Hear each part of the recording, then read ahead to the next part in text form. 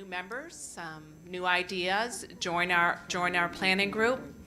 The other thing that we talked about also is we don't want to limit Open VA to a once-a-year thing. We've talked about doing one-day or half-day workshops around the state. So if you think your college would be interested in hosting an Open VA workshop where we might just focus on one particular area that we talked about today, for example, maybe focus on OER or open infrastructure or pedagogy. If there's one particular, or the analytics or data that comes along with using open education, if there's one particular area that you think that your college would be interested in and you would be willing to host a workshop and invite the other colleges in your area, please also write that on the orange sheet, and one of us will be in touch with you.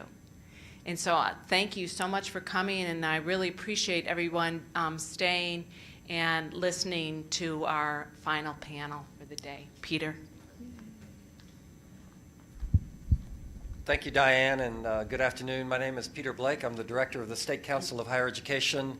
It's a pleasure to be with you today, and this is one of those occasions where I get to engage and listen to a conversation that I rarely get to hear. And so it's voices of faculty talking about students and learning and how you apply resources to the betterment of your communities and those sorts of things. In the ninth floor of the Monroe Building, we talk about those things, but they're in such the abstract. So it's really comforting for me to come out, even on a Saturday, to hear these conversations. So thank you for taking your time out of your day to be a part of this and making this a useful and engaging conference. Diane, thank you for your leadership. Jim, Daniel, Beverly, Richard, others who have helped make this possible. It's a real pleasure to be here. So you've had a little bit of conversation about open resources, about open infrastructure, open curriculum, and I believe I heard this session being introduced as where you bring it all together in some fashion. And so we're going to hear an institutional voice, and then we'll hear a national voice, and then we'll hear from a policymaker right out of your own community here in Virginia Beach with Delegate Glenn Davis. So that's the lineup that we'll take here for the next, I don't know, less than 90 minutes. We will get out of here a little bit early. We'll kick it off with Linda Williams. She's become one of the faces of the open education resource movement here at Tidewater, the textbook-free degree. She has been teaching at the Chesapeake campus, I believe, for the past, I don't know, 5 or 6 years. Is that right, Linda? And she's going to talk a little bit about economic feasibility of a college-wide OER adoption through increased student retention and course completion. So this is really kind of the economics of productivity and student learning. So I think that will be a very valuable conversation. And she'll have with her as a kind of exhibit A of this, a student, Melissa Hoke. We're happy to have Melissa, who was actually graduated through the Z degree program and is now a student completing her bachelor's degree at Old Dominion University. So we'll hear firsthand from her. Kim Thanos, I get the feeling most of you in this room know her already, so I won't give a long introduction. She's the CEO of Lumen Learning, and as you heard earlier from let's see, that would be from Cheryl from Yo Mama Community College. You heard that Lumen is a great big beneficial organization for the world. So she'll give you a little bit more about the role that she plays there, and she's very well positioned to do that. And then Delegate Glenn Davis. What an honor to have Delegate Davis with us today. He could have been doing any number of things, attending all kinds of constituent events like Halloween parties in the community and so forth.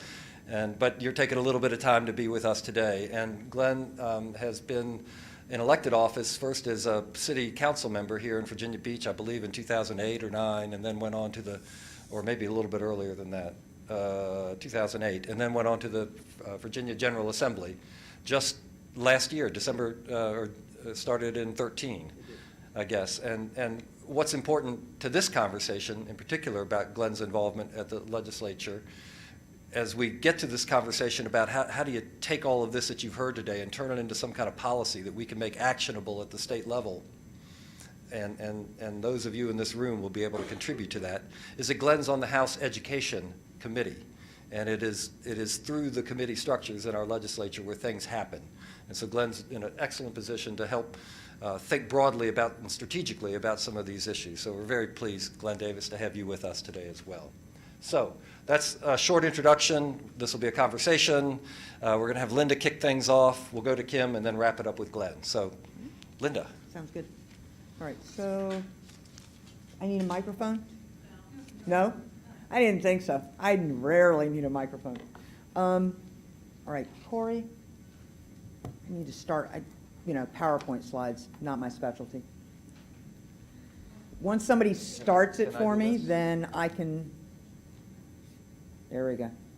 Where Hi. are you? Yeah, low-tech woman living in a high-tech world. There we go. And then I press one of these buttons up here, right? That's like having the whole world do my work for me, right? Yeah, fine. SME teaches. All right. Get out of your way. No problem, no problem. All right, so appreciate everybody hanging out this afternoon this long to hear hopefully what ties a lot of the pieces together from the rest of the majority of the day from morning until now. What I want to do is I want to give you all kind of an overview of economics, but economics from a little bit broader perspective, going all the way from what this looks like really nationally down to how we're approaching the economics of building and sustaining an active and engaging OER curriculum at TCC. I called in a favor from Missy. She was my student in 2 of my Z courses. She completed International Business and Business Statistics, and then took 2 other Z courses and is now a student at ODU. So I think that it's one thing to talk about in the abstract of what textbook costs look like to a student, but I decided to bring somebody who's actually been to the bookstore lately, and so I'm hoping that between the 2 of us we can kind of give you a good idea of where things are. So I can't believe we made it to this point in the day without anybody showing this graphic, so I'm taking advantage of it. The astronomical rise in textbook costs relative to everything else in the world we buy, including medical care, Consumer Price Index, and the houses we live in. So I didn't think you can't do OER without showing the CPI graph.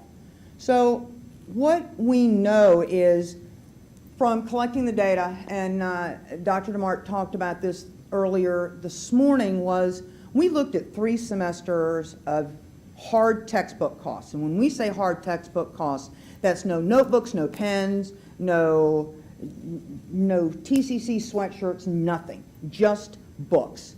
And what we ended up with was about $7.6 million in federal student aid that was spent on the textbooks, and the other 4.3 came from someplace else. So that's hard cost. That was a fall semester, a spring semester, and a summer semester. So one entire academic year, one college, 1 year, one piece of what is a huge expenditure of really $7.6 million of taxpayers' monies. So you take that and you multiply it by how many schools, how many semesters, how many states, we begin to see what a huge impact that is in terms of where our money is going. I know that, Melissa, you talk to us about what books for you represent, or costs. Right now. Yeah. So I'm taking 15 credit hours at ODU. My tuition was about $5,600 for the semester. My trip to the bookstore was $1,200. out of those 5 books, we have probably used 2 of them. The other 3 books are new editions, can be found secondhand anywhere. 2 of the classes require that you purchase the Connect program to submit homework, which most professors will use Blackboard to post homework, and then it's easier for you to submit. So basically, out of a 3 credit hour class, 1 credit hour you're spending on the book for that class. So it's very hard for a student, especially me in my situation where I'm a single mom, I'm an adult, with responsibilities. I get no student aid. All my loans are private and unsubsidized, and I'm full of debt. By the time I graduate, I'll have over $75,000 in debt.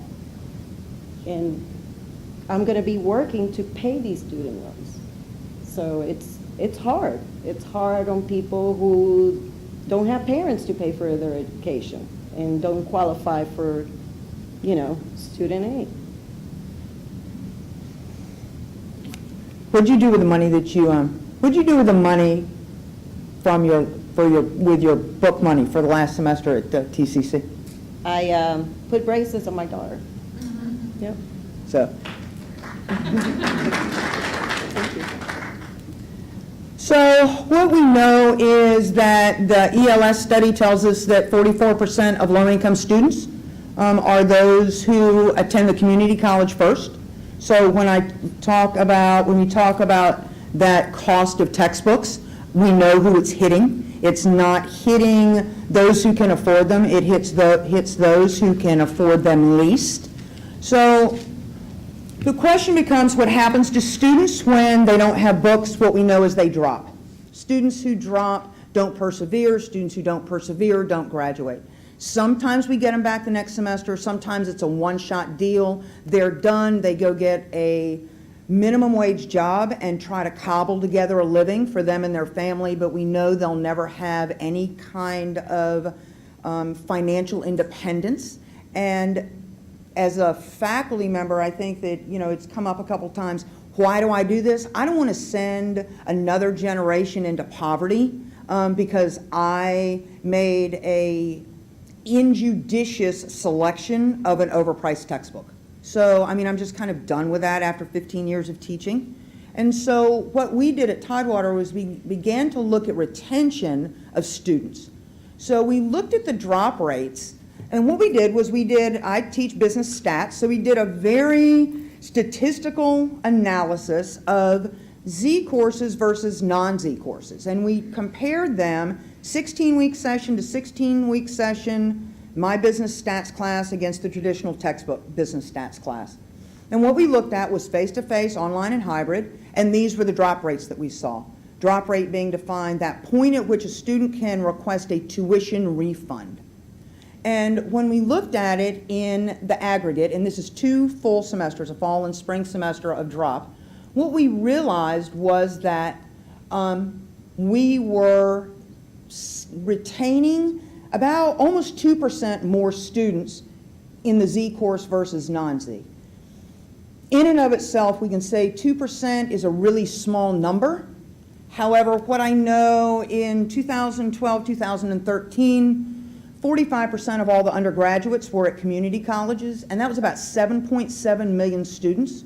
So had they been in a Z course, had our data been applied nationally at the end of those 2 semesters, we would have still had almost 131,000 students in the classroom persevering towards a credential. And so when you begin to blow up what we've done big and begin to think about scaling it, then the impact begins to really grow exponentially in a lot of ways. So then the question was, do they withdraw? Well, no, they don't withdraw. So although, we didn't lose them at the drop, and anybody in here who's ever been a student or a teacher knows students who fall behind get left behind. And so they're the ones who are looking at that W, I called it the golden parachute date, where they can pull the ripcord and not get an F on their transcript. And what we found was that we were almost 4% below the college-wide average when it came to the withdrawal date. So not only did we save them at drop, we still had them and they persevered past withdrawal. So, a business person, I'm thinking throughput. So it's one thing to hang on to them. It's another thing to get them to succeed. We never claimed that OER was better than the publisher. All we want to do is make it the same. And so what we found was in the 3 semesters, there is no statistically significant difference in success rate. Success being a grade of C or better. When I say not statistically significant, I'm talking between the 2 raw percentages, 0.03% difference. So I'm extremely small. I mean, it's the same. So, my logical thinking was, wouldn't it make sense that if I paid $500 for a book, I would do better? Well, evidently, it's not the textbook that's making students successful. So why are we making them buy something and pay for something that isn't a requirement for success? So what we looked at was, how do we sustain this? So when we looked at this idea of tuition recovery, if we look at an entire degree and we can retain 189 students past that drop date, we know that 89% of the students at Tidewater are in-state and 11% are out-of-state. Those are our in-state and out-of-state tuition rates. And so what we know is that in 2 semesters, we would retain a little bit over $100,000 of tuition money. So we looked at that and said, is that enough to sustain and grow an OER-based curriculum? Is it enough to grow another Z degree? It's probably twice what we need because of all the work that's been done in this community. So when we begin to look at saying, how do we continue to grow it? How do we pay for it? How do we as an institution do the right things for our student? You have to begin to look at the economic impact on both ends, both on the student side in terms of what it costs them, in terms of their debt, but also how can an institution begin to logically look at their structure, whether it's budget FTE or it's full, it's pure tuition, if it's a private institution, if it's a for-profit school, to be able to say there is a potential to retain the tuition to offset the cost. So in thinking back on whether or not you can sustain this kind of endeavor, I think that what we have to look at from an institutional standpoint is to say, can we really afford the economics of students failing to persevere? Because in my mind, the economic outlook of students not completing is much worse than the economic shortfall that we might get from some small percentage of a percentage from some type of auxiliary service revenue, i.e. a bookstore, or as an individual faculty member who might get some type of residual residue off of some type of publishing contract. When you weigh them in whole, when I look at my students like Missy, the economics doesn't balance. one doesn't balance out the other. And I think that we've done a tremendous job through Dr. DeMart's work and the support of Dr. Colavani and an amazing faculty team to show that you can do it and it'll pay for itself, and that what you get at the end is Melissa, is you get a student who has less debt, succeeds better, and hopefully is one step closer to realizing the future that that she and her family is entitled to.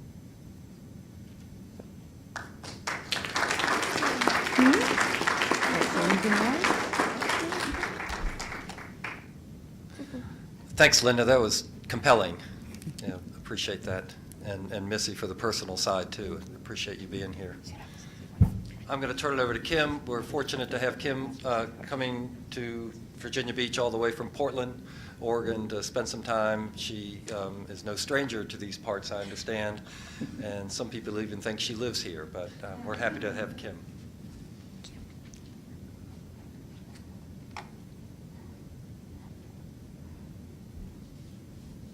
I'm glad it's not just me. I don't know how to use a PC, so.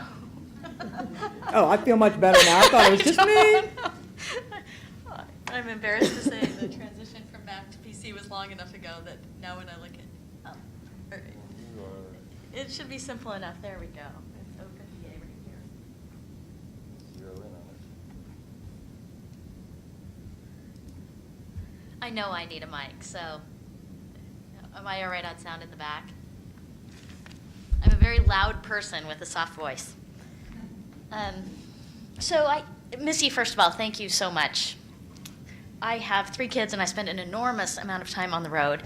And there are many, many times that I question whether that's the right trade-off. And your story meant the world to me, so thank you so much. I do 3 kinds of presentations generally. I do an awful lot of roll up my sleeves and do training, sitting down with faculty members, working with them, working with institutions about their transition to open. I love doing that work. It's a blast. I do some number of Richard Sebastian take the tomatoes and eggs kind of presentations where, in fact, I actually believe that there's a strategy where a provost will say, I'm really committed to this. I really want to get you out here and get you in front of my faculty senate. And they know at the end of that presentation I'm going to leave, and they get a chance to say, they're like, yeah, isn't she amazing? She's my girl. Or, I know, what a nut. And depending on how the faculty member responds, it can go either way. But I'm going to leave campus, and they know that that's a safe. But I speak at the National Association of College Stores about OER. I get to speak to community college trustees next week. So I do a lot of those that I perceive to be kind of, I'm selling open. I'm helping people understand what it is, but I'm also really helping them understand the benefits of all of that.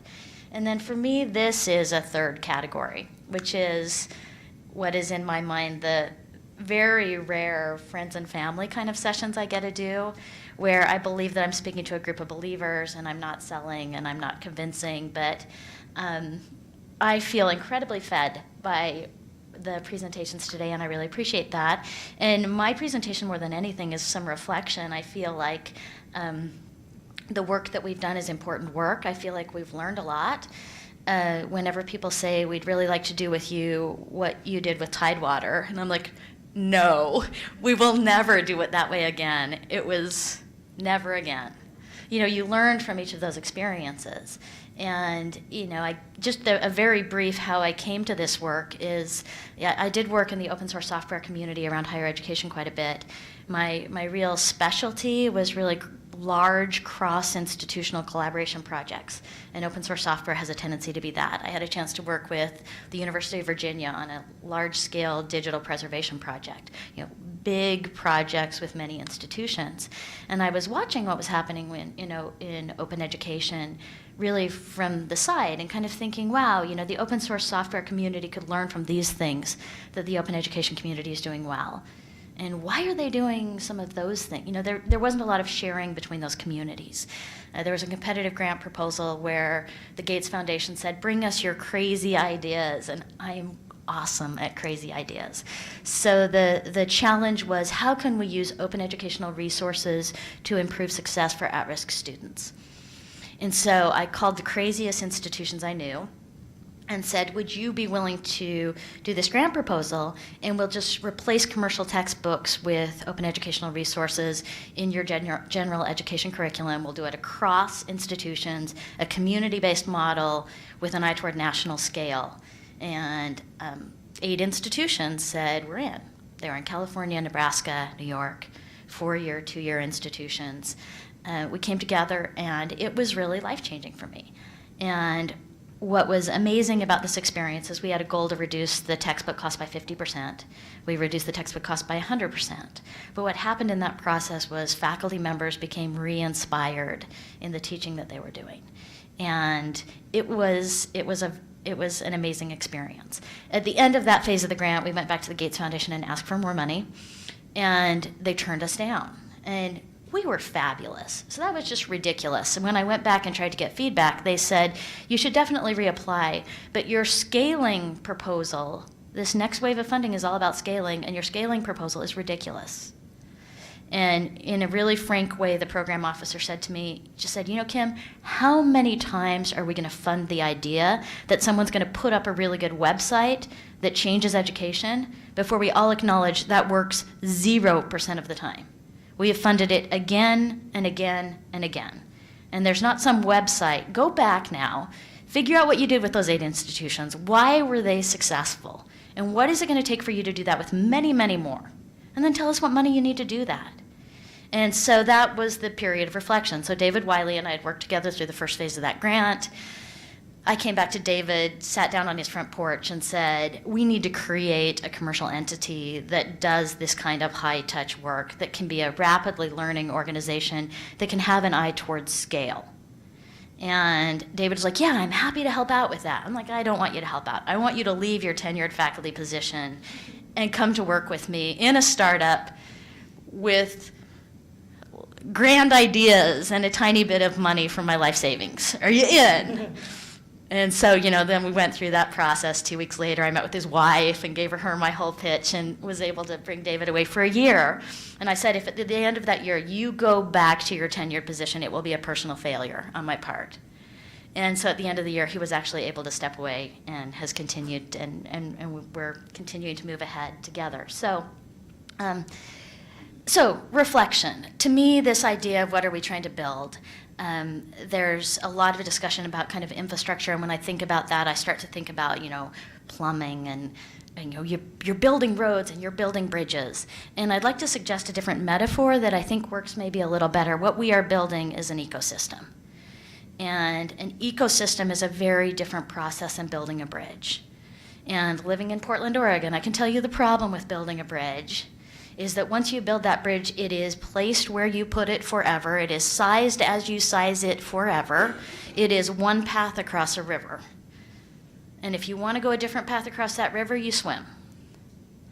And so this idea that that kind of heavy infrastructure can become limiting, well, an ecosystem is all about building a diversity of approaches and having that level of diversity in the ecosystem. And so, my pitch would be that diversity is our greatest strength. So, David and I went back and forth a few times about whether Lumen was going to be a for-profit or a not-for-profit entity. And, David's point to me was that he's very effective at drawing grant funding. And I thought that what this community needs, like a hole in the head, is another organization dependent on soft money, especially when the majority of that soft money is coming from 3 foundations. There's no diversity in that ecosystem. We need some ways that there are different ways that innovation and support are funded, and that's why we decided to become a for-profit entity, to help create some of that diversity and to be a different player, which is admittedly confusing to everyone because we don't look and smell like we're supposed to look and smell. But I think that difference is really important in the community. So I would say that the diversity that we see, looking at the things that we've learned from what's worked really well and the things that we've learned from spectacular failures, is that paying attention to diversity at these 3 levels makes a big difference, and acknowledging and being aware of that. I'm going to scold Art for just a minute that I think we should never apologize for doing right by our students in innovative ways that don't match a certain model. So don't apologize for your resources not being open. You are doing great things for a group of students that need that. You've found a way to solve the access issue, the access problem, and you should be very proud. We all applaud that. There's no apology required. And I will say also that as exciting as it is to me, I see a slice into our emphasis is really to some degree because of our heritage and to some degree because of our personal passions, is really on the at-risk student or the disadvantaged student. And so a lot of the discussions today about very innovative programs around open pedagogy are really feeding, and yet, we're taking a small step into that in the work that we're doing. So we have a different view of that as well. And so I think that diversity also is something that serves this community and this state particularly well. So what have we seen work really well with policy? So when I think about policy, I'm thinking about institutional policies, system-level policies, and state-level policies. What works well and what doesn't? I would echo everything that Jim Groom said about British Columbia. When I look for a model that I think is working really well, I think what British Columbia is doing is working really well. And I think one of the reasons for that is because they're not legislating or mandating a change.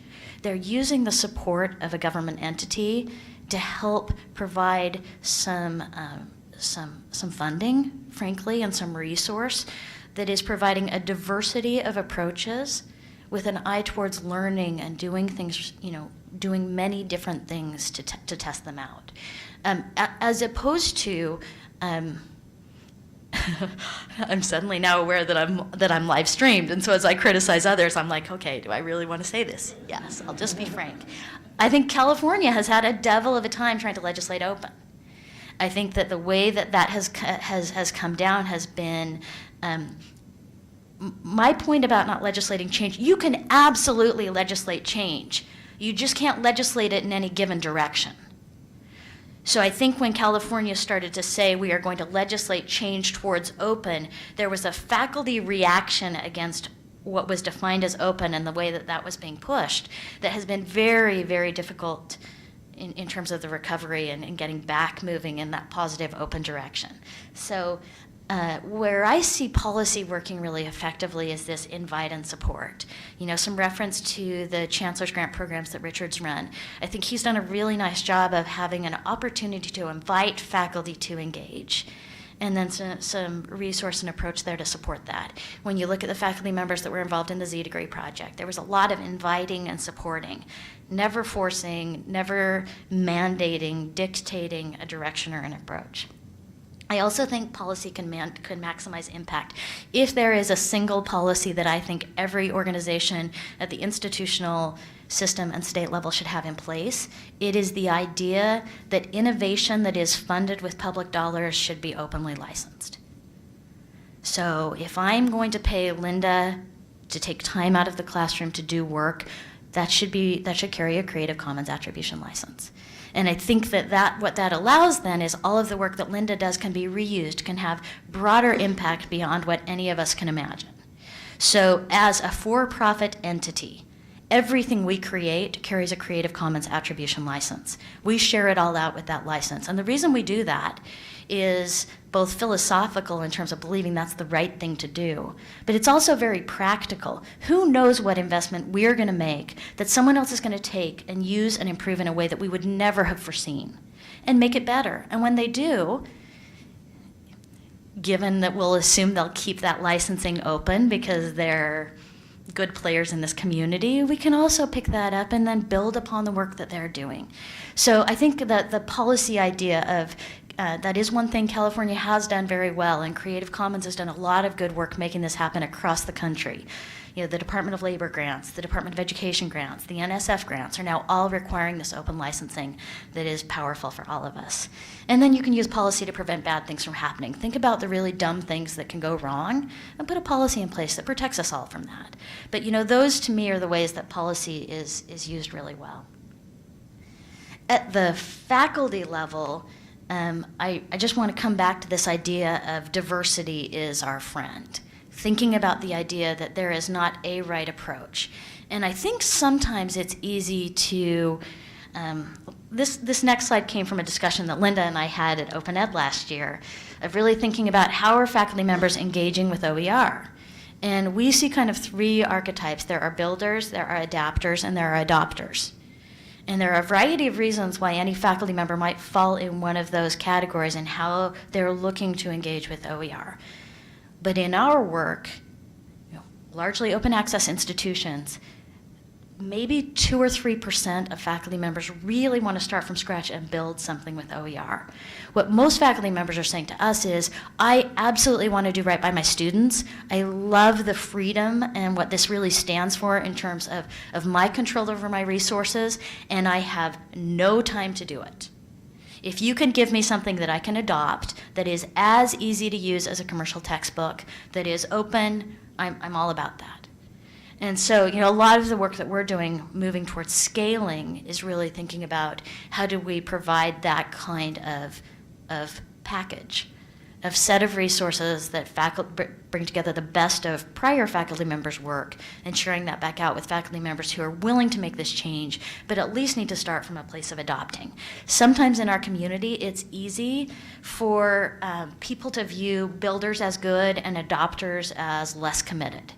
And we just need to stop any of that language. We're all doing the best we can with what we've got. And if there's any lesson that I've learned from the work across all of these institutions is the degree to which faculty members in every single category of organization right now are stretched beyond what they believe they can do well is remarkable. And the fact that anyone is trying to find ways to better serve their students when so much is being asked on so many fronts is really admirable. So all of that's good. There's no need for one of these to be the right model and the others to be the wrong. I'll also say, we get asked quite a bit, by leadership, how do you get faculty members to do what you want them to do? Well, I don't.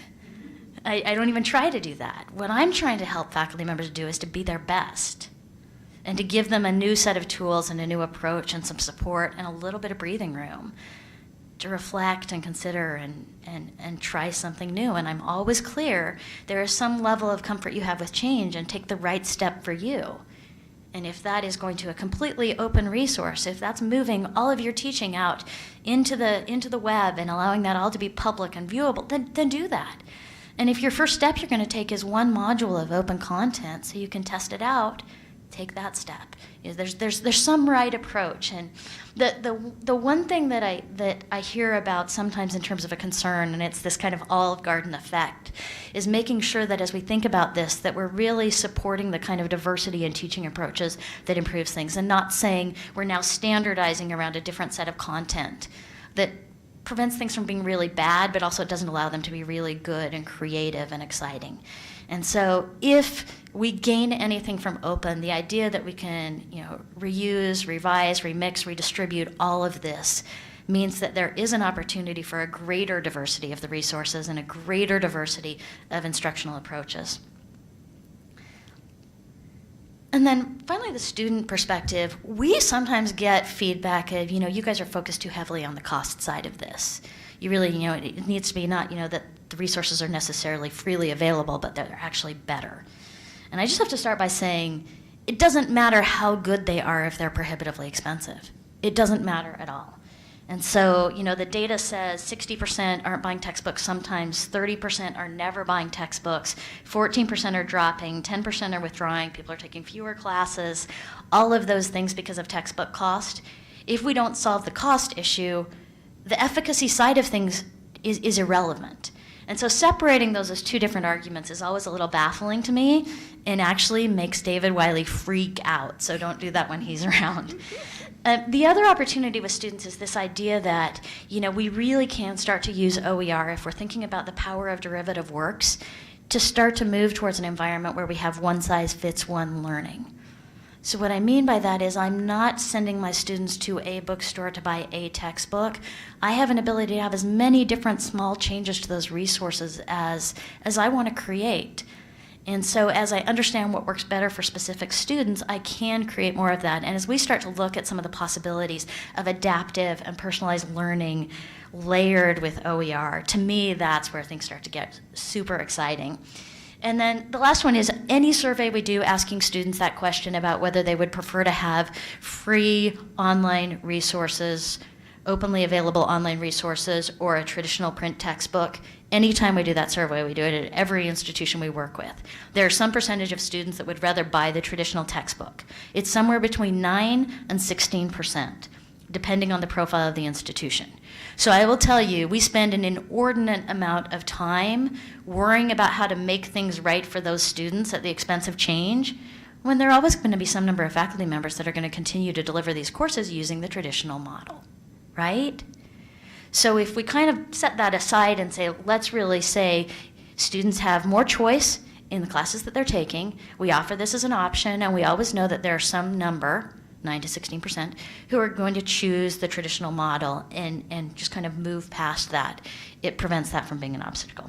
So I'm most excited about this kind of piece. How do we start to then use the power of open to go that next step where we're not taking flat, boring commercial textbooks and replacing them with flat, boring, open textbooks, but we're actually beginning to move to bring all of this together to truly take advantage of the power of open.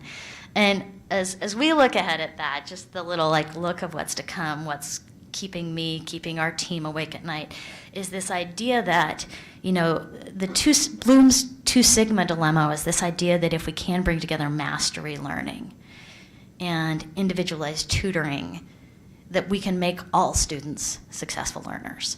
That's kind of the combination of things. And we start to look at the power of new technologies around personalization and adaptive learning, the power of the open resources, the way that that can free up faculty members' time if they have the right tools to engage with their students differently. And we think there's some really exciting possibilities there. So as we look ahead, that's the possibility that seems to be the next on the horizon.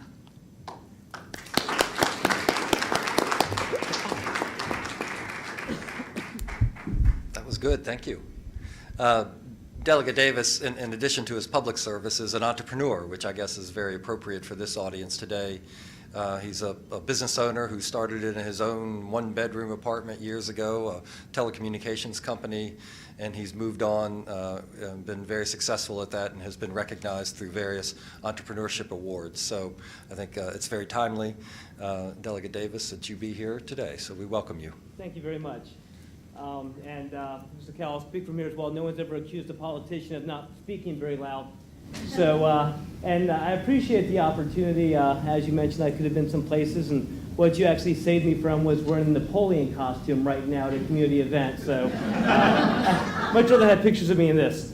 But I wanted to come, and I was asked to talk a little bit about what the interests are of Virginia and the General Assembly, and then what specifically we can do or should do from a policy perspective with regards to OER.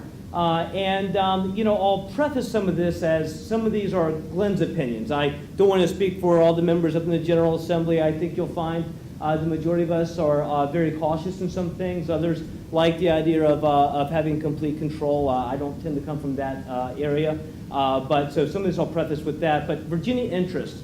A lot of people perceive our first and most important interest is money. We all know where the budget's been over the last year. We all know the outlook, and we're starting to come back a little bit, but we've had to go back and cut the budget 3 times this year because we keep getting some new reports and some downward trending numbers. And so there always is that potential for us to look out for opportunities to cut costs. I think the General Assembly has always tried to do very well with regards to holding education as harmless as possible. I think in K through 12 they've done this very well. In higher ed, I think we have to be very careful. It maybe has not done as well as we should have been with holding that harmless. But I say that to the extent that as much as there's an interest in cutting costs, not only for maybe the state and the higher ed system, and also for the students, it does us no good to cut costs if we're impacting to the negative the educational experience of the student. No one wants to go down that route.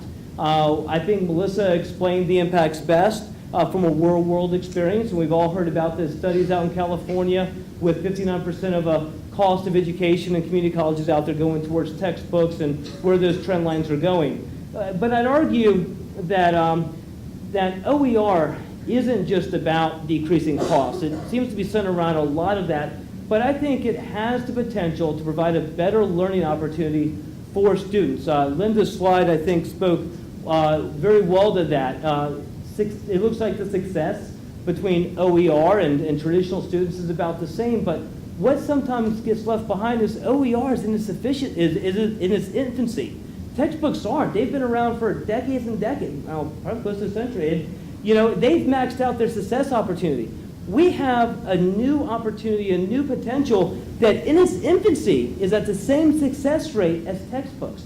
And I think that needs to be kept in perspective, because at this point, the only thing that can happen is OER success is going to improve. And textbooks, there's no room for them to go up anymore. They've reached their max potential. And I think a lot of people up in the General Assembly, they understand that. We spoke a lot this year about virtual education in both K through 12, and some of it crossed over to higher ed, because we're looking for new technology. We know that technology can help change the curve, both from a success as well as a cost curve with regards to education. But we want to be very careful to jump out in front of that. But I think there's some opportunity here. And looking at what I believe OER provides, and I think what the General Assembly understands it provides, and you said that it's diversity. It provides an access to diversity that allows best practices on teaching various subject matters and helping the student to best retain that subject matter. And OER just doesn't have to be written. I mean, we saw some things earlier, some videos, and when I look at this, I'm an economics major. And if you go, if you haven't seen it, you all may want to Google Keynes and Hayek, Boom or Bust. If you haven't seen it, it was done by a George Mason economics professor. It's a 6-minute video. It's a rap video on Hayek and Keynes and their economic philosophies. And I will tell you, you could give that video to any non-economics major, and in 6 minutes, he can tell you the difference between the beliefs of Hayek and Keynes. Now, I read those economics books when I was younger, and I had an interest in it, and I can tell you, I had to read various things over and over and over again to remember who was who and who believed what. But when this professor put it in this manner, I walked away from I would have gotten that back when I was at George Mason. And when I gave it to a guy that I worked with and said, look at this, and let me ask you a couple questions, he got it like that. There's another video out there. Physics was never my thing. If it's not big enough for the human eye to see, I never quite understood it. But there's another rap video out there on the Hadron Collider, and it's actually done by scientists at the Collider, and it talks about ALICE and CMS and ATLAS. Now, I only watched a minute and a half on it. I literally Googled physics videos out there in the hallway before I came here. Had a chance to watch a minute of it. So I know what those three things are to the extent they're related. I bet if I watched the whole 6-minute video, I'd probably know a lot more and probably would retain it. So it's that type of opportunities out there to provide that diversity that I think even though we'll have what I would consider a side impact of saving money for the students in our system, more importantly, it's going to give us a better educational system from the learning experience and success rate. It allows, I think, what I think is important to any industry, and education isn't outside of it. It allows innovation. And that, I think, is truly going to help us to continue to lead the way, not only with regards to this nation, but world with regards to being on the cusp of educating our kids. So with that being said, what can the General Assembly do? Well, first, listen. I mentioned when I went to the General Assembly last year, I actually had an interest in something similar to this, but a lot of us are very careful not to jump out in front of an issue without talking to people that are on the ground inside that particular industry or that particular set of departments. We need to listen to you first.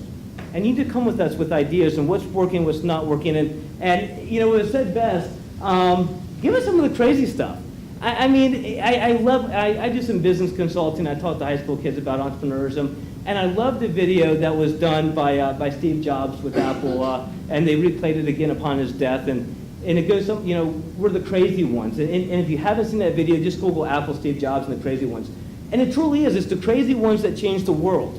Well, that's exactly it here. Y'all are going to have some really outside-the-box ideas. But how many of those have truly changed industries? Well, there are some that are going to change the education system. But you have to let them know us know what they are, because we're not going to come up with them ourselves. We're not on the booth day-to-day like y'all are. So the first thing we have to do is we have to listen, and we need your help. The second thing, I think, is to help provide incentive and programs, and maybe in some part even funding, to help encourage the creation of material. I look at it as crowdsourcing. I'm a business person. That's what I know best. That's what I've done my whole life. And you look at what crowdsourcing has done to industries. I'm actually working in a business model now with a gentleman that's put together a sound and music, online sound and music business. And it's crowdsourcing. He's motivated people to go and create various sounds and stuff and bring them to a site to win competitions for various opportunities for large corporations. You'll see it with something called 99 Designs. If you want to see how crowdsourcing works, go to 99designs.com. It's a place where you can have a business card created, a logo created, all this stuff created. And all you do is you put up $120 at different levels, $120, $200, whatever it is, as a prize. And I did that years ago for one of my companies. I had 700 responses come back, and they were all good, all over the world. 700 responses created of these logos. And after a week, I narrowed it down to 3, and I told them what I wanted. They changed it, and I've got one of the best logos for one of my companies I've ever seen, and that logo probably would have cost me easily $2,000. So you'll see what the impact of crowdsourcing is. That same thing can get applied to education. If the state does something, or outside entities do things to motivate people to use those talents and those unique out of the ways to teach a subject, we'll get the content necessary to really make this flourish.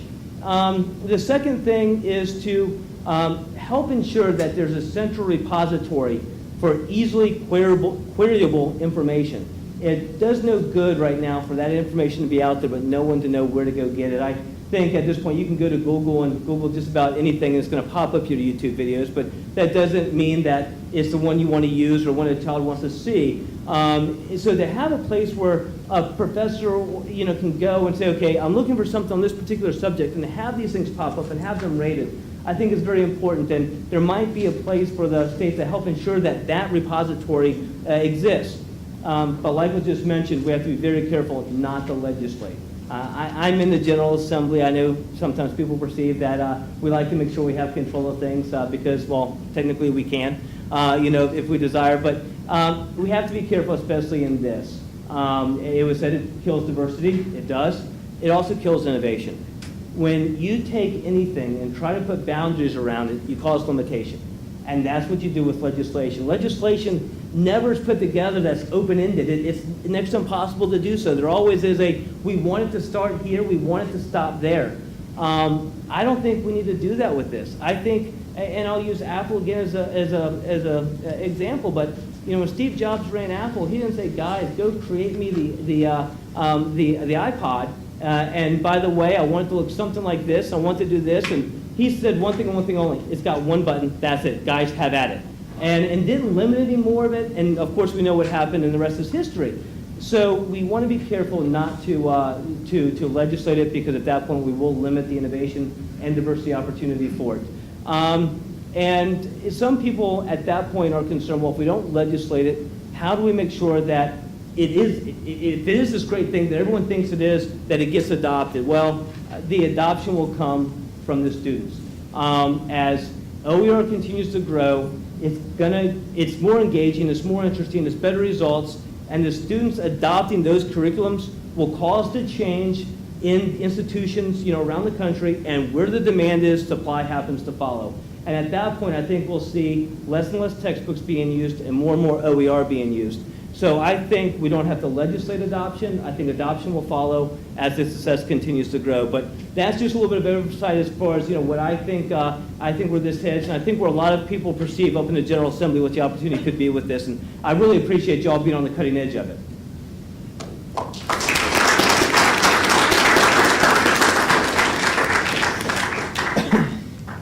Okay, it's your turn. We've had a throwdown by a couple of economists, which was great, and a passionate outlook about policy from Kim, and some real life experience from Missy. And we're here to talk a little bit more about the future. We have a question right here, a comment. Get you the mic. You give me 1 second. I'll bring the mic. We've been using these hardback textbooks for such a long time. Just to help you with your next speech, 564 years. At age 52, a fellow named Johannes Gutenberg created a thing called a printing press in 1450. And it's taken us only a few years to replicate what he did, what's been done in the last 564 years. Kim and I haven't met till today, and when I do a lecture on the movement from hardback to electronic digital content, where you talked about build, adapt, adopt. I talk about the instructional pioneer, and every department head knows who their pioneer faculty are, who the innovative faculty are. That's the group you want to go to and start, and then encourage them to mentor that next big group, and that's the academic settlers. The group of faculty who will come in and they'll accept that technology because it's time to move west. And then that third group are the academic refugees. They have no choice, they make no load, they lose their jobs. So it's the same kind of analogy.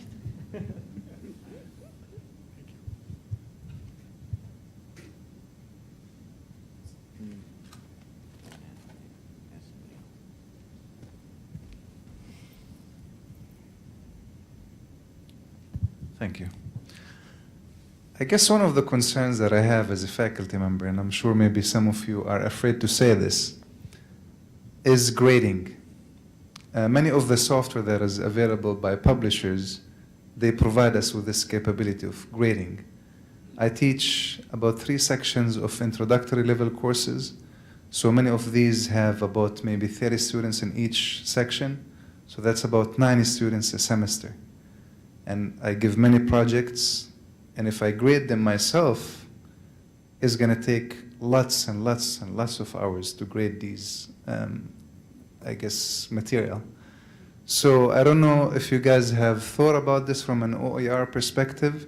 I know that rubrics makes it easier, not like, you know, it's going to make it easier to grade, but when you have such a large number of students, it's going to take lots of your time, and I'm sure, like, I can speak for myself. Grading is the least favorite part of education. What do you teach? I'm sorry? What do you teach? Where? What? I teach IT IT? courses, yeah. And the course that I'm talking about specifically is the ITE 115. I don't know if any of you is teaching that. So we use Cengage. Cengage is the publisher that we're using, and they have a SAM software. I know that it does cost tons of money, and I am sensitive to that. I was a student. I always looked for Amazon.com and eBay and found the cheapest book that I can find or borrow from whoever I can. But I guess that's my thoughts, and I would really like to, I don't have a solution personally, but I'd like to open it for everybody and see your thoughts on this. Well, I think that, all right, so let me see. I see, well, Diane, there's Diane. She's a Z person. Pamela's there, of course, Kim. You know, and I think I'm not even gonna go there. At Germanna, at a lot of the schools, what we found was the same thing. We did accounting. I teach business, accounting 211, 212, right? So no homework manager, right? We had to use, we were trying to replace she said it, that system, right? So we're talking about massive quantities of algorithmic problems. I mean, for introductory to accounting, I mean, however many journal entries that you can have to grade by hand. And, you know, we brought a group together. I mean, we did Tidewater and Debbie Porter and UMUC and Lord Fairfax Community College. And, I mean, we put together this group, and we ended up building it out of My Open Math. And some of the work that they did was just like, I was like, whoa, you guys are brilliant. I mean, they were so much smarter than I was. And it's that idea that, you know, lifting up this building by yourself is impossible, but if you get enough hands, anything's light. So it's a matter of getting engaged and getting connected. And I mean, we've almost got accounting 211, 212 lifted up to where it is great. So I do think it's fair to say no faculty member will give up auto grading in their discipline. So if you're in an auto graded discipline, you will not leave your commercial textbook for open if it means you're going to have to grade papers by hand. Not happening. So the key to that then is that we all just acknowledge that that is an obstacle to change. So math is done. So we have an open source math platform. It has all of the algorithmic problem sets. It has, if you make the move from Pearson's My Math Lab to My Open Math, you have as many problem sets. You have more video content aligned with that than what My Math Lab provides. I've always characterized it as uglier than the Pearson product, and faculty members have corrected me to say it is as ugly. It is as sexy as WebCT, but it gets the job done. And so I think that's, you know, the accounting one, then we hit that, and what we're trying to get away from is this kind of situation where every faculty member hits the same obstacle again and again and again, and it stops them in their tracks. Rather than saying, okay, wait, we got a group of faculty members, we're hitting an obstacle, we can come together, many hands make light work, we're building things into platforms that start to replace some of these things. So my suggestion would be that I think is I hadn't realized that for the ITE class that was a challenge. So we should talk about that and see what could be done to provide that kind of auto grading. But as we do run into those, we need to come together. I mean, we're basically, I had a conversation this morning with a faculty member from Tidewater in marketing. We went back to the Hewlett Foundation a year ago and said, you guys have funded all sorts of great work that is not being adopted because of the absence of open test banks. And so we're almost through a grant to do significant test banks, 1,000-item test banks for 20 high enrollment courses that are going to help fill that gap. And so I think if we hit those, that's the challenge. You know, when we're saying that there's need for some development and some additional funding, it's not just funding across the board. It's really saying as we hit these kind of points of where significant obstacles exist, that's where we need to apply funding one time on behalf of everyone to get them out of the way. So it's a very real issue, and I agree with you that, you know, the workload that a faculty member takes on coming off of auto grading. I did it to a group of math faculty members for one term at the start of that Kaleidoscope grant, and it was the longest term of my life. They were just brutal, unhappy constantly, and vocal. So, completely agree. They were mean. All right, I want to thank the panel, especially the crazy ideas that they're all willing to engage in. And then to that effect, I would like to ask Kim, in terms of your work with institutions, what are the crazy ideas that you see happening in terms of innovation from the ground up, in terms of what institutions are doing? In particular, I think one of the things that we talk about is promotion and tenure, and that's often tied to a very traditional notion of the faculty role, a bundled 40% research, 40% teaching, 20% service at many four-year institutions, although it's going to vary from institution to institution. What kinds of experiments do you see institutions doing with the way faculty work is structured in terms of incentivizing types of innovative work when it comes to open education? So I wish there were more that were happening. So part of, I believe that a lot of the initial OER creation and development projects were coming out of research institutions. You know, MIT really led the way with OpenCourseware, and yet what we saw is there was very little adoption of that work, and it really took until the community colleges that were more agile and frankly more incented to address the cost and access issue for their students and more flexible in how they were able to do that, to start to create the models for adoption that I'm now seeing move back across the four-year institution. So there's almost been this kind of boomerang pattern that's happened in all of that. I have a hard time pointing to any institutional changes in the tenure and promotion process. What I do see happening is work like the work that Jim's done, like the work that David Wiley's done, where, you know, David's original publishing around the 5 R's, which is probably the most often cited researcher work, scholarly work in the open education environment, was initially published on his blog. It wasn't an article. In fact, if you're looking to cite something, it's a little tricky to figure out what the first scholarly journal was that published that, and it was really some research that was done around it. So, you know, I do believe that there's an increasing level of respect for the kinds of scholarly work we're seeing, from the work that Jim's doing, that Gardner Campbell's doing, that David's doing, that others are doing in this kind of very open publishing model that the world provides us today, and the opportunities that are coming from that. it doesn't fit cleanly yet, and I think it's really hard to point to institutions that have taken the step to say, we'll make that easy for you. What it is now, I think, is much more professional risk for those who are pushing the envelope on that and are changing the behaviors around it, but I do believe that that's one of the areas where things are still quite early. I don't know if others have examples they would cite of places where that's happening that I don't know of.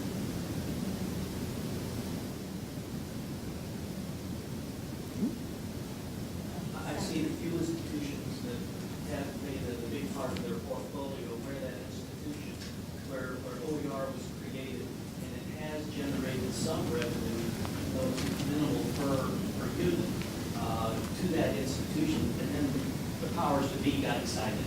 So then the whole portfolio process changed a little. Or the school got a lot of recognition because it wasn't a faculty member had created, but Kim's right, it's kind of just barely taking off.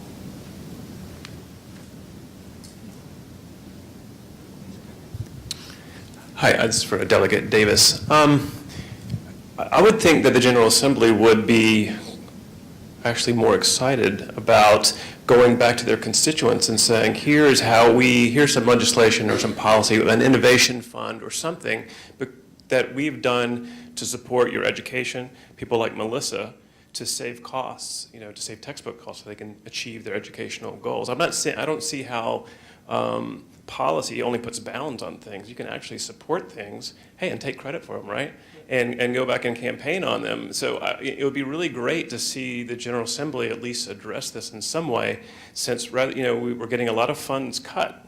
And so it's very, you have to make administrators have to make these decisions. And it's hard to go to a college president or a VP and say, hey, here's a great OER project. It's going to save some money. Look at all that. They're going to say, hey, I've got to deal with personnel cuts, and they've just cut my budget again. So I really think the General Assembly could step up and provide some leadership and some policy, even if it's just, hey, we're going to put some money into a platform. I don't know if you were here earlier, but the need for some kind of statewide platform to share these resources and support those, or to provide an innovation grant, kind of like the community colleges do, to encourage some kind of development. But I don't see policy coming out of the General Assembly that way as something that's, if you pass a policy, it's only going to kill innovation. I think you could actually recognize it and support it, and then hold it up as an example of how Virginia is really kind of supporting students and constituents and education. And I agree with you 100%. I didn't mean to have it interpreted that I didn't think there was a place for the General Assembly. I do think there's a place for legislation with regards to, I'd mentioned a repository, to help ensure that there's a repository created. Now, whether it's created by the General Assembly or just something that they can do, whether it's funding to help ensure that that repository that's easily queryable is created.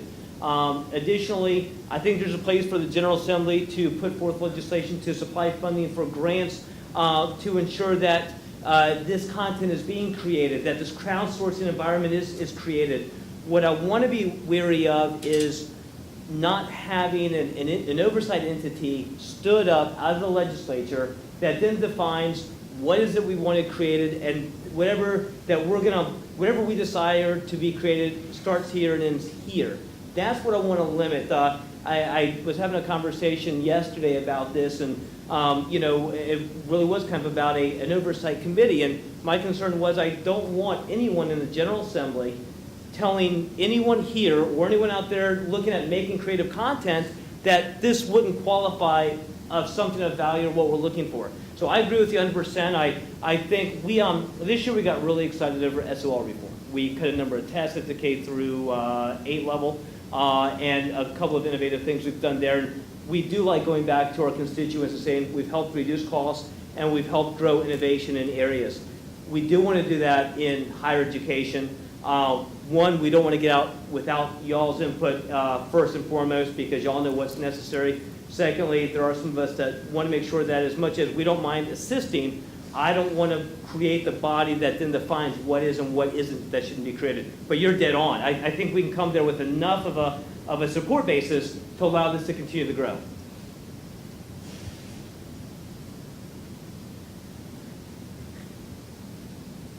Where the things that I found interesting, and I'll just walk around and talk because I can. One of the things that I found interesting, just doing some research about the internet, and I taught a class on the internet last semester, and I'm teaching one this semester, is, like you're saying, Delegate Davis, the actual, the emergence of the internet was based not on, like most people think, some post-apocalyptic notion of a distributed network in the event of nuclear disaster, but it was a simple, practical idea of networking 3 disparate computers, and it was done by higher ed, by the federal government, and by business.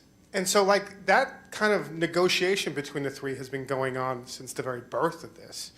And the idea of kind of thinking about how the 3 maybe entities work together, higher ed being maybe the representation here, but business and politics is really what policy is going to need to think through and move beyond this kind of colonization of our ideas as if they're separate and don't depend upon one another to move forward. So interesting points.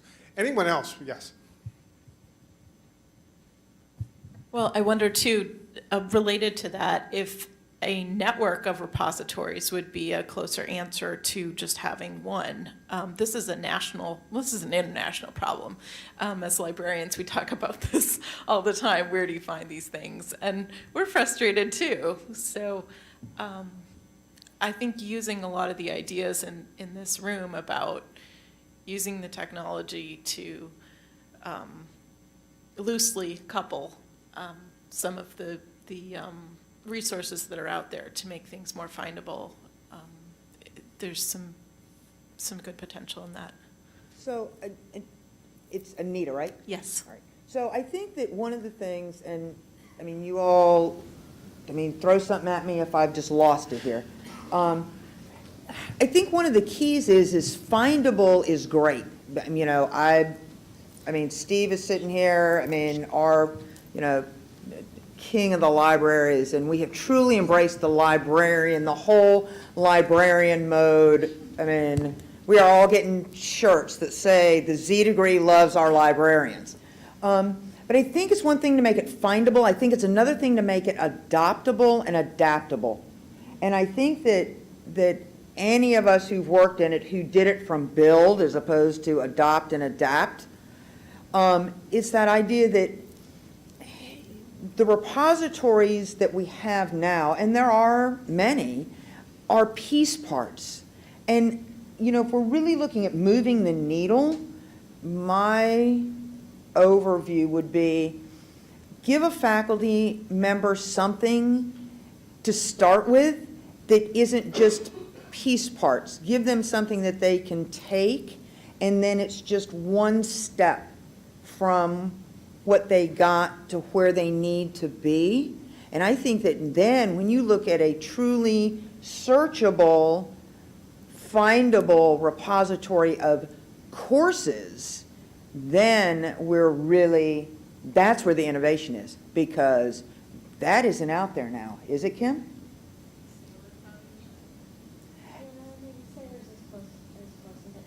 But that's as close as it comes, but... When we review the Sailor courses with faculty members, the challenge that we run into with the Sailor courses is they're really designed with an eye towards self-paced learning. They're not designed with an eye towards a cohesive student learning experience or faculty delivery experience. So you're kind of bouncing all over, and it doesn't really have the kind of cohesive instructional design that you'd hope to see in a high-quality course. But yeah, I think that's honestly, the success we saw with the Kaleidoscope project, that first grant project that I talked about, the reason I believe that was successful, which we just completely stumbled into it.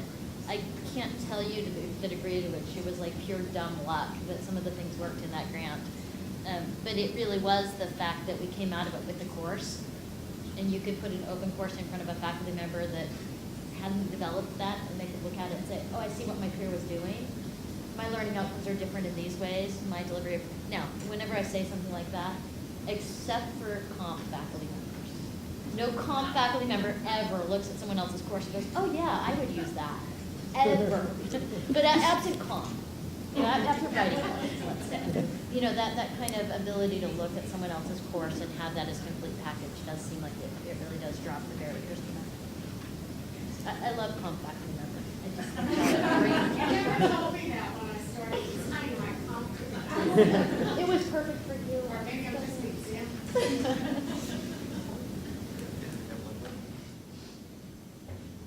So I'm wondering, is the Z degree online classes? Are these distance learning classes, or are they seated? Tell them about the classes you took. Melissa took 4 classes. So, Some of them were strictly online, all resources online, tests, everything. And some of them were in the classroom. The 2 classes I took from the awesome Miss Williams here were in the classroom with a board, in front of a computer. One of them was in front of the computer. All the materials were there. It was actually very easy to understand. I mean, I'm 45 years old, and I just started doing this again. The technology is like way up here. He's a what is it, ITE 115? I struggle on the first chapter of that book, you know, and if I can do it, anybody else can do it. It was very easy to understand. You have the professor in front of you to answer questions. Quite frankly, how she found the time to teach extra classes on Saturdays, and she makes YouTube videos of every procedure so it's easier for understand. I mean, I'd rather have that than teach myself from a book. So my follow-up then is, do you notice students using tablets, say, or their own laptops, and how do you work OER into a classroom that's seated and doesn't have computers for every student? Can I answer that? I was about to say, Melissa and I experienced the sombrero and 150 pesos. But yeah, Diane sitting behind you, has done that as well. I teach public speaking, and I've taught it online and face-to-face. And some students bring tablets. Some students, all the course materials, the readings, the videos, the activities, the assignments are all on the blackboard. And some students like to go in there and print out the reading material, and they'll make their own book with a 3-ring notebook. Some students like to just read it off a tablet. You know, it's just like as you might say to them with a textbook. Okay, make sure that you read chapter 2. But this time, I do it week by week. I'll say, make sure you cover the readings and watch the videos for week 2. So it doesn't really matter whether the course is designed for online delivery or for face-to-face delivery. The utilization of OER resources, it's really up to the student, the way that they interpret and read or gather the information. In the Business 280 course, the International Business course that Melissa took, that was a night class, I did a flipped classroom. I mean, we just did a flipped classroom. I mean, we did virtually no lecture in the actual class. I mean, everything they did was a hands-on application of international business theory, student presentations, small group work, interactive collaboration, I mean, research. So, you know, I guess my philosophy was with that is, I mean, I presume by the time they get to 280 level class that they can read. Now, my job as their instructor is to help them synthesize what they've read. And so it really doesn't matter to me how they access the content, because I'm holding them responsible for it before they get to the class in that kind of flipped environment. So that's another way to address it, I think. I'm going to piggyback off of what they just said. I'm Pamela Dale, and I'm the math person on the Z degree. And we use MyOpen Math. Mine are beautiful, okay? Not ugly at all. And students can use their iPad. It's not PC restricted. They can use their smartphones. Most of them have that, so they can, do the problems there. We use applets, animation. Very rarely do you find a student who's going to read a textbook for math. So we have the sections that are aligned. So the same thing, if they want to print it, they can. There's also an option for what we use where they can order it from Lulu for only $10 for the entire book. Some students like to do that. We can also have them, with our wonderful media staff, our library staff, have it on reserve if they need to. But in the classroom, I teach both online and face-to-face using all OER. And currently at TCC, we now have MTEs 1 through 9 that we have someone who's doing that OER. We have Math 152 that's doing OER. We have 163, 164, Math 270 that's Z degree. In the summer I did STEM Calculus 1 for engineering, all OER, and it's going great. That is correct.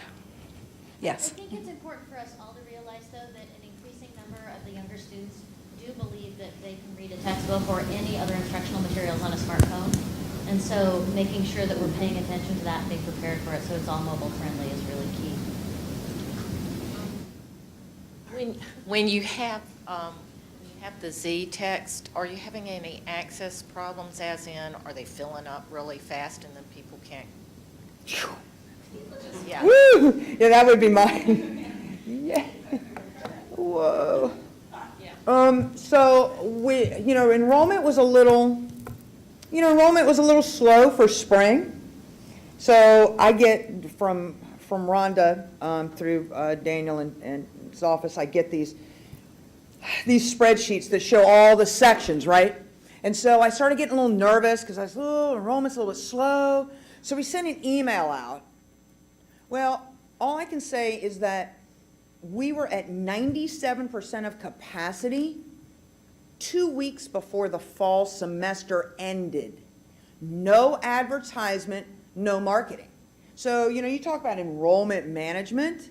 I can tell you that I've got 35 faculty right now waiting to get into the OER training course, because what they realized is none of the Z sections got canceled for low enrollment. And so, we fill fast. And our goal is, 200 sections of 200 Z sections college-wide, by fall. Did you hear that? And We'll see. And I think that's where you're right, Delegate Davis, because I think we're going to see the students driving a lot of this demand. Just to let you guys know, and people at BCCS, I'll be giving a presentation at the Student Leadership Conference down here in November and talking about OER, so even more across the system are going to know about OER. But I think it's important to also say, for other institutions here, there's a number of different ways of kind of coming at this problem. And we have a group at the VCCS, and it's made up of presidents and deans and folks, including Preston and others here, that is called the Textbook Costs and Digital Learning Resources Group. One of the really big, a couple of the big things that we've had, successes we've had with this group already is, as we've looked at the issue of textbook affordability, one place we found, and it's probably not necessarily true at maybe smaller institutions, but as at our bookstores, right? We have 23 individual bookstores from 4 different vendors.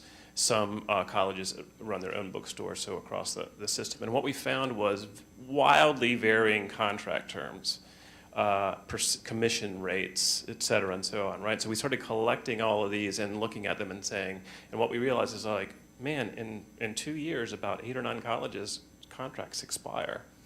And so we have now gone through a whole RFP process, and not only do we have those 9 colleges on the same bookstore contract, we have 17 colleges. And because of this group, in the contract for the bookstore for 17 colleges is explicit language about supporting OER through the bookstore at no cost. They're providing a full-time digital media specialist to support OER efforts with the bookstore. I mean, the bookstores get it. They know OERs. I mean, they're fighting it a little bit, but that was an opportunity, I think, of just talking, collaborating, and it's not necessarily about open or free, but there's going to be significant textbook, I mean, because we're going to have proprietary books for a while now, right? And so it's reducing those costs for students who need to go buy a very expensive nursing book or something else with, and the commission rates are going to be a little bit lower. So there's that. And we've also included language. So in faculty evaluations, it's just language. There's no,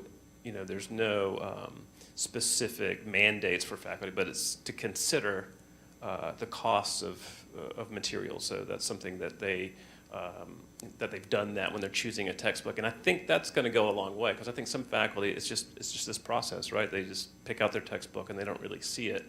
But it's also in the evaluations of our presidents. All the presidents are evaluated by the chancellor, and they have a specific metric to meet each year on how they've reduced the textbook costs.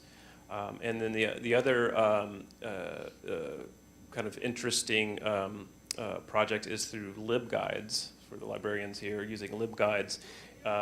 Yeah, say hooray for LibGuides. So we have, through Viva, we have a ton of library resources, a lot of them concurrent library resources that the students already pay for. And so with these LibGuides for specific sections of higher enrollment courses, you can list both concurrent library resources that students can use. There's no limitation on them, unlike the SAM stuff. I'm sorry, I think we have 50 licenses for that stuff. But, and open educational resources, and you can put these on these kind of LibGuide pages, which you can copy and share and reuse and update. So there's a lot of different angles, institutions that maybe don't have quite the buy-in to OER, or, it takes I don't know, maybe Kim said it, all these kind of efforts trying different things. That's ultimately going to benefit the students and the cost that they pay for textbooks. So.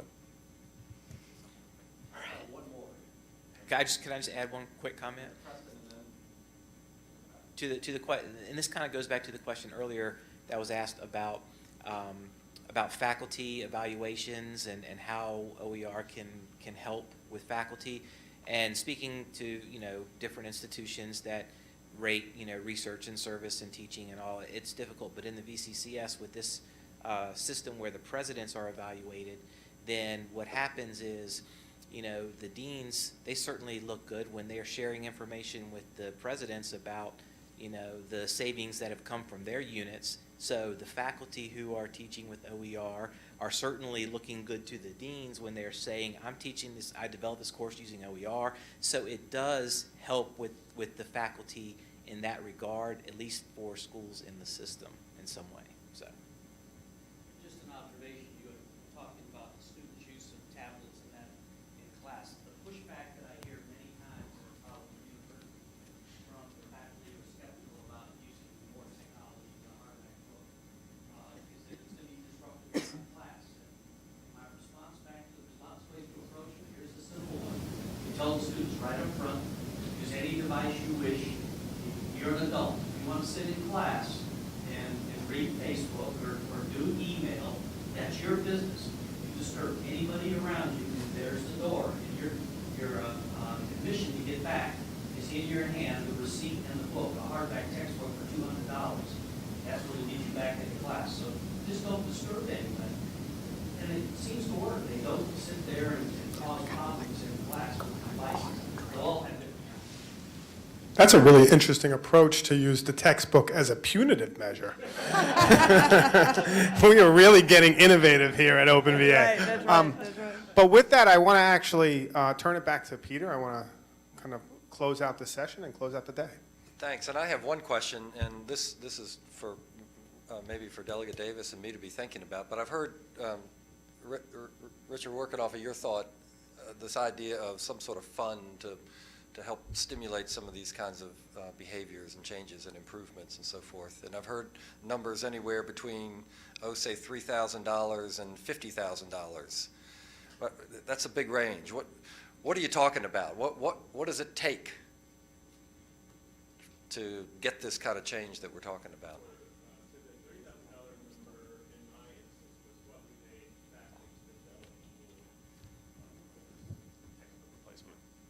So 3,000 was for like a faculty member for kind of a longer term individual course. What was a 50,000? That was, I forgot what that was for. That was for, yeah, Linda, 50,000, did you say 50,000? Anyway, 50,000 for something different. Okay. Oh, you Yeah. can do, yeah, The I whole mean, you degree. could like Okay. change the world. So it for depends, $50,000. and then there's the issue of a platform of some sort. Which, I don't know, maybe Yes. Jim would be better at saying how much that cost would be. But I think what we do is with the VCCS, we have a fund, a number of funds. One is an innovation fund, that's a little more open, and those awards can go up to $50,000 and for faculty for ideas, depending on what they are. Good, thank you. Let's thank our panel. Excellent. So, turning it back to Jim, Diane, Dr. DeMart, who takes over?